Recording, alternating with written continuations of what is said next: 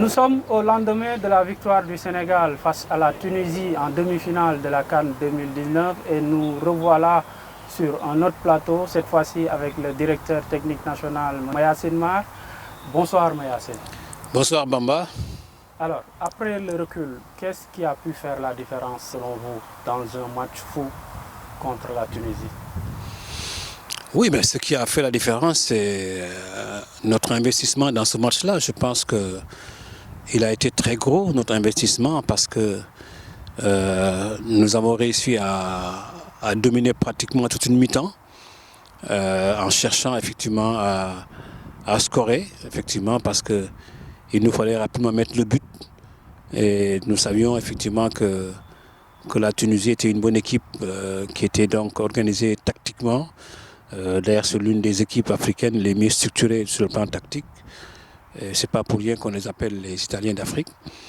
Et c'est vrai que la deuxième mi-temps a été un peu équilibrée. C'est vrai que chacun a eu son temps fort. Je pense qu'à des moments dans ce match-là, et c'est ce qui a fait également aussi le charme de ce match-là, avec des pénaltys effectivement sifflés de part et d'autre et ratés. Et je pense que, comme je vous ai dit, en fait, nous avons été effectivement récompensés par nos efforts parce que nous avons beaucoup investi dans ce match-là et le cours du temps, nous avons effectivement pris le jeu à notre compte parce que nous comptons en réalité 52% de possession de balle, donc avec effectivement des actions d'attaque et de défense beaucoup plus significatives que la Tunisie. Vous l'avez dit tantôt, DTN avec 2 pénaltys ratés des deux côtés durant cette rencontre? Oui, ben, vous savez, c'est l'enjeu du match. Hein. Je pense que autant que nous que les Tunisiens, c'est vrai que le fait de rater donc, des pénaltys par les deux équipes montrait effectivement tout l'enjeu de ce match-là. C'est vrai que ceux qui ont tiré les pénaltys, c'est des garçons qui sont très bons, effectivement. Mais comme on dit, un penalty, on n'est jamais sûr d'avance de le mettre au fond parce qu'il y a toujours effectivement un environnement qui peut effectivement te porter préjudice. Hein, ça peut être la pression, ça peut être autre chose.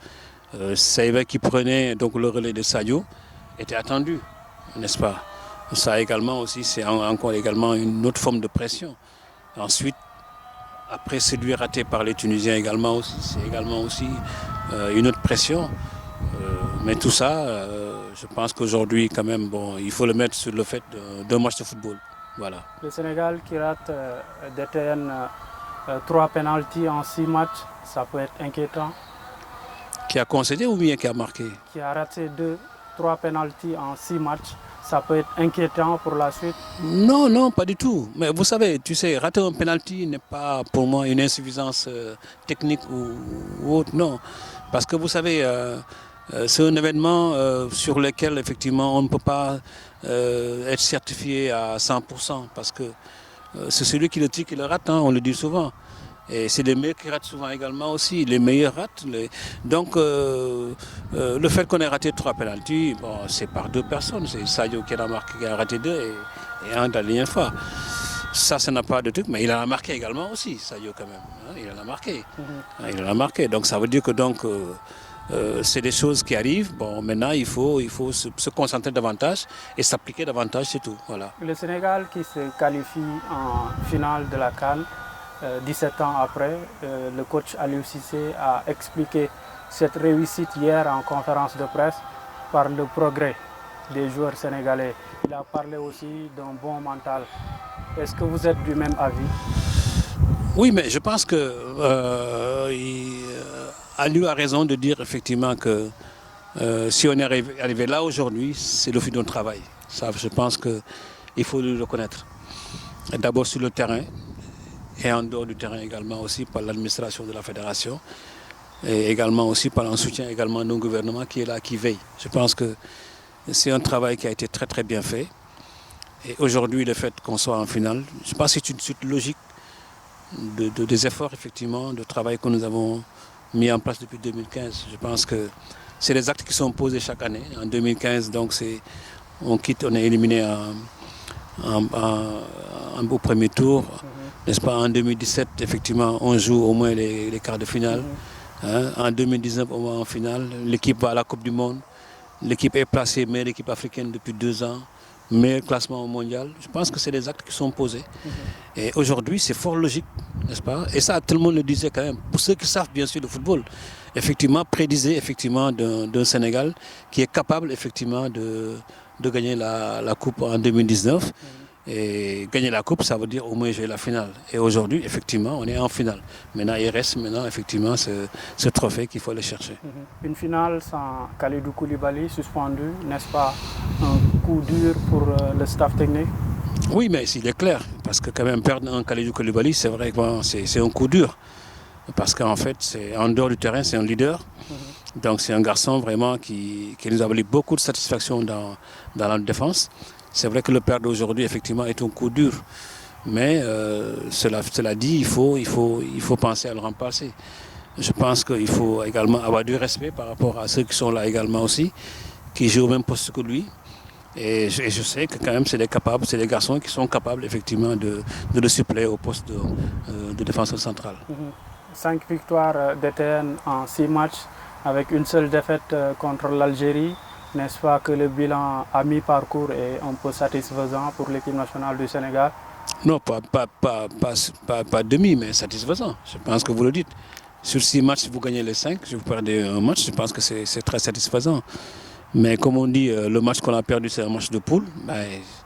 Je pense que ça compte peut-être pas pour du beurre, mais en fait, ça ne nous mettait pas dans une position de l'équipe non qualifiée. Je pense que donc tout de suite on s'est ressaisi et je pense que c'est ce qu'il faut retenir, c'est ça. Je rappelle que vous avez supervisé les adversaires du Sénégal en match de poule. Qu'est-ce que vous pensez de l'Algérie qui a battu le Sénégal en poule?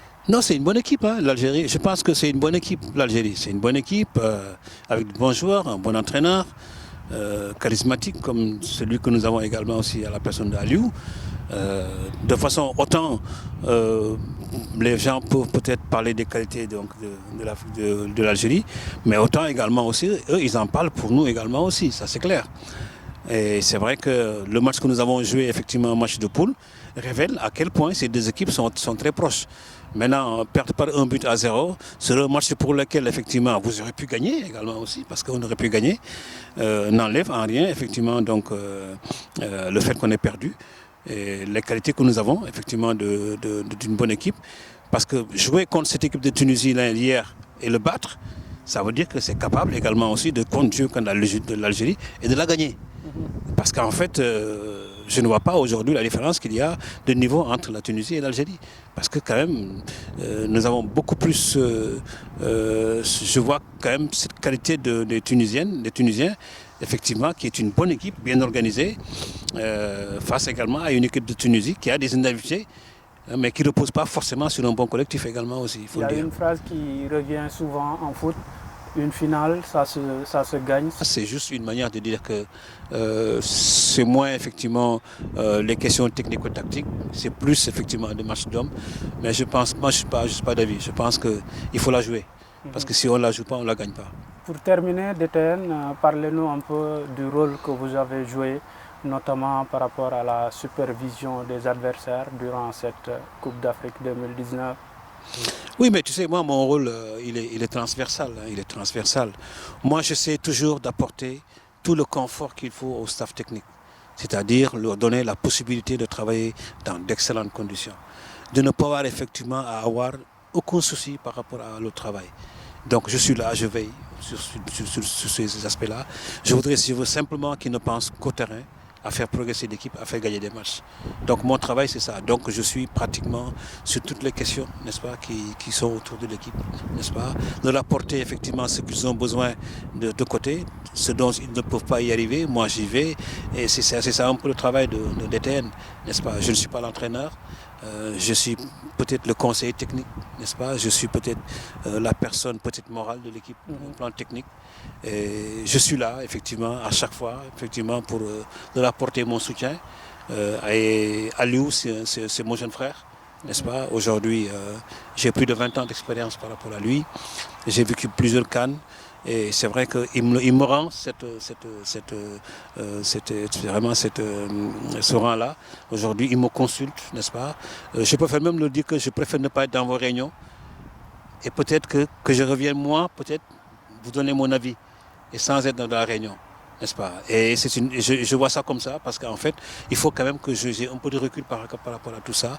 Mais ce qui est essentiel, c'est qu'en fait, c'est un staff qui travaille bien. C'est un staff vraiment que je suis depuis 5 ans, qui travaille très très bien, avec beaucoup de passion, beaucoup de rigueur, franchement, et qui ne dorment pas, vraiment qui ne dorment pas. Pendant les compétitions, là, je te jure que c'est des gens qui ne dorment pas. Je suis là, ça, je peux le témoigner. Et je sais qu'effectivement, aujourd'hui, là où ils sont arrivés, c'est le fruit d'un travail vraiment très mérité. DTN, quel est votre dernier mot? Sans doute un message que vous allez lancer au peuple sénégalais? Alors là, on a un peuple merveilleux. Je pense qu'il faut remercier tout le peuple sénégalais. Nous avons eu écho vraiment des vidéos, des images que nous avons reçues de nos parents, de nos familles, qui nous ont montré un peu quand même l'effervescence qu'il y a au Sénégal. Et ça montre encore une fois que le football quand même a une grosse importance et il a un impact effectivement sur le social. Et je pense que c'est tout ce qu'il faut effectivement donner à ce peuple-là, c'est-à-dire de la joie, du plaisir, à travers effectivement des résultats de ce genre. Gagner une Coupe d'Afrique, jouer une finale, gagner des matchs. Je pense que ça c'est important parce qu'en fait, quand des moments comme ça font en sorte que tout le peuple effectivement soit ensemble comme un seul, en oubliant les souffrances, en oubliant les problèmes, n'est-ce pas, politiques, les problèmes sociaux. Et ça, je pense qu'on ne peut pas, en fait, on peut pas l'apprécier de cette manière-là. Et sincèrement, le peuple quand même a été vraiment derrière le Sénégal, à travers des messages vraiment que l'on voit, mais qui sont lancés dans les réseaux sociaux. Et vraiment, tout ce qu'on le souhaite, vraiment, et de tout cœur, c'est de venir à Dakar avec le trophée, Inch'Allah, le soir du 19. Merci DTN. Je vous rappelle que nous étions avec le directeur technique national Mayacine Mar. Nous vous donnons rendez-vous avec un autre invité sur un autre plateau. Merci.